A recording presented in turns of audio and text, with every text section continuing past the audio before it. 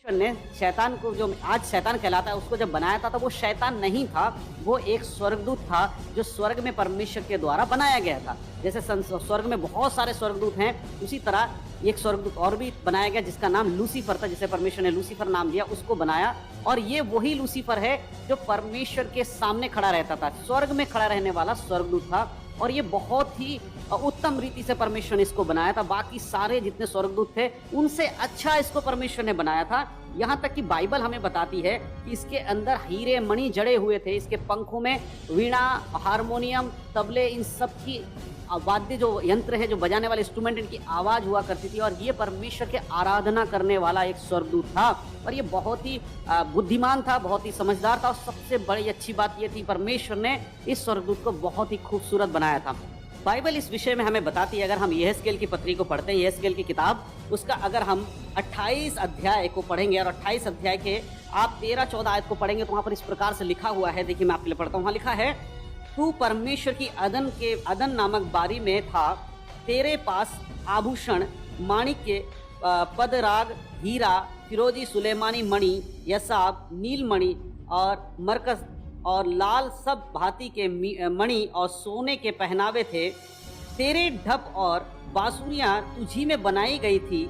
जिस दिन तू सिरजा गया था उस दिन वे सभी तेरे तैयार की गई थी। यहाँ दोस्तों, परमेश्वर का वचन साफ रीति से यहाँ कह रहा है कि जब शैतान को, यानी कि जो लूसीफर, उस समय शैतान नहीं था, वो लूसीफर को जब बनाया था, ये सारी चीजें परमेश्वर ने उसके अंदर रखी थी। सब कुछ उसी समय बनाया गया था। उसके पंखों में बीणा और मधुर सुर निकलने वाली चीज थी और बहुत अच्छी रीति से परमेश्वर ने उसे बनाया। और वो परमेश्वर का उत्तम एक स्वर्गदूत के रूप में बनाया गया था। लेकिन वो बहुत बुद्धिमान था और वो जितने भी स्वर्गदूत थे, परमेश्वर की आराधना करने वाले, उन सबका ये लीडर था, जिसकी वजह से सारे जो स्वर्गदूत आराधना करने वाले थे, यहाँ तक कि स्वर्ग की 1/3 स्वर्गदूत इसके अधीन थे और इसकी बातों को मानते थे, क्योंकि ये बहुत ही समझदार था, बहुत ही बुद्धिमान था। और इस बात का घमंड लूसीफर के अंदर आया कि वो बहुत समझदार है, बहुत बुद्धिमान है, बहुत घमंड उसके अंदर आ गया। और इस घमंड की वजह से क्या हुआ कि लूसीफर ने ये सोचा कि मैं परमेश्वर के बराबर बन जाऊं, परमेश्वर के सिंहासन के ऊपर अपने सिंहासन को लगाऊं। ये सोचकर उसने जब अपने मन में ये पाप किया, तब परमेश्वर ने लूसीफर को और जितने भी स्वर्गदूत उसकी आज्ञाओं को मानते थे, उन सबको उठाकर पृथ्वी पर गिरा दिया, भूमि पर पटक दिया। उससे पहले स्वर्ग में युद्ध हुआ परमेश्वर के स्वर्गदूतों के बीच में और लूसीफर के स्वर्गदूतों के साथ में एक युद्ध हुआ। परमेश्वर की ओर से जो स्वर्गदूत लड़ रहा था, मिकाएल स्वर्गदूत था, और उसके साथ लूसीफर की सेना मिलकर एक युद्ध हुआ, जिसके बाद परमेश्वर ने उस युद्ध में कोई हस्तक्षेप नहीं किया। लेकिन फिर भी परमेश्वर के स्वर्गदूत, जो मिकाएल स्वर्गदूत था, उसने लूसीफर और उसके स्वर्गदूतों को हरा दिया, जिसके बाद उसको उठाकर पृथ्वी पर गिरा दिया गया। मेरे प्रियो, उसके बाद इसके मन में, लूसीफर के मन में बहुत सारा बुराई आ गया और वो शैतान का रूप बन गया। और उसके अंदर बुराई के सिवा कुछ नहीं था। उसके बुराई होने के कारण उसका रूप, जो पहले परमेश्वर के पास एक अच्छा रूप था, वो बिगड़ गया और वो बुरा बन गया।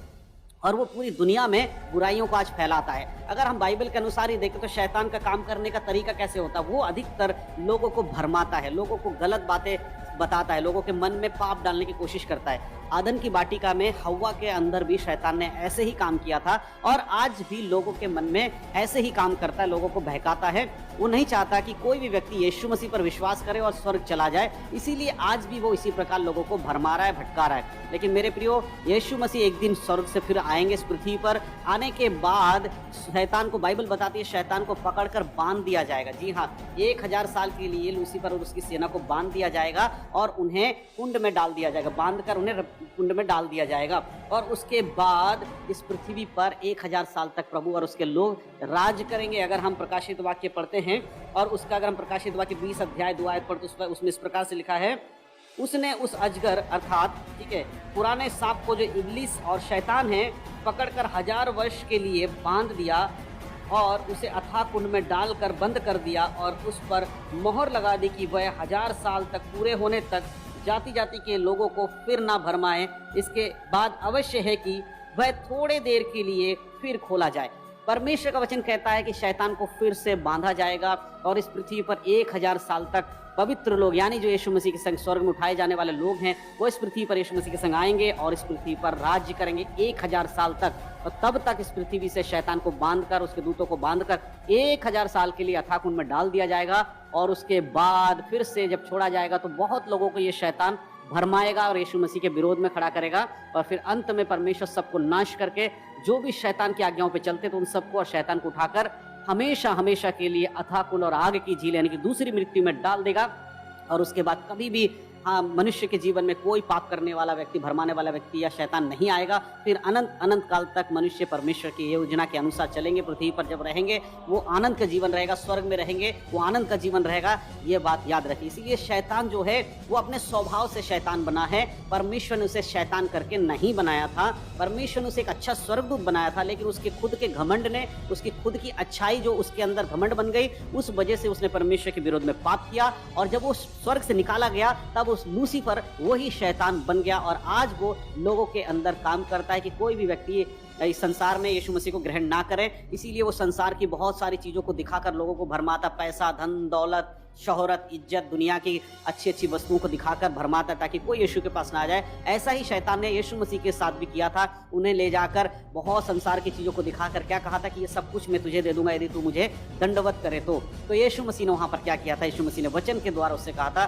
तू अपने प्रभु परमेश्वर को छोड़ किसी और को दंडवत नहीं करना। इसी प्रकार आज भी मनुष्य के जीवन में शैतान इस संसार की भौतिक चीजों को दिखाकर भरमाना चाहता है। लेकिन यदि आपके जीवन में यीशु मसीह का वचन है तो आप शैतान से बच सकते हैं। मेरे प्रियो, याद रखिए, बिना यीशु के कोई भी स्वर्ग नहीं जा सकता। यदि आपने अभी तक यीशु मसीह को अपने उद्धारकर्ता के रूप में ग्रहण नहीं किया है तो ग्रहण कर लीजिए, क्योंकि एक दिन यीशु मसीह आने वाले हैं और अगर उस समय आप यीशु के साथ नहीं जाएंगे तो आप शैतान के संग नरक में डाले जाएंगे। इसीलिए मेरे प्रिय भाई बहनों, जो आपने यीशु मसीह को अभी तक ग्रहण नहीं किया, यदि आप पहली बार यीशु मसीह के बारे में सुन रहे हैं, मैं आपको बताना चाहता हूँ, मार्ग, सत्य, जीवन यीशु